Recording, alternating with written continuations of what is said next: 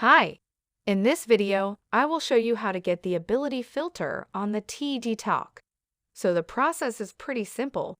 In this video, I will show you two ways to get the beauty filter.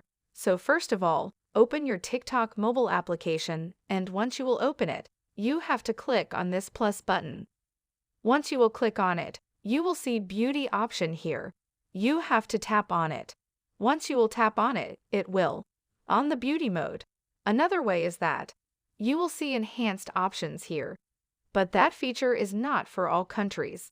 Now, are there ways that go to the Discover button and search for makeup, sew it, and search for hashtag, and on the first one, you will get the makeup switch.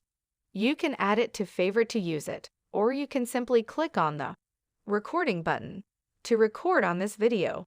Moreover, if you don't get this option, you can simply download any VPN and your SIM out of your phone. And by using the VPN, you can open your TikTok from any region like India, and you will find the enhanced option on your TikTok account. You can modify your face through enhanced filter. I hope this video will helpful for you. See you next time.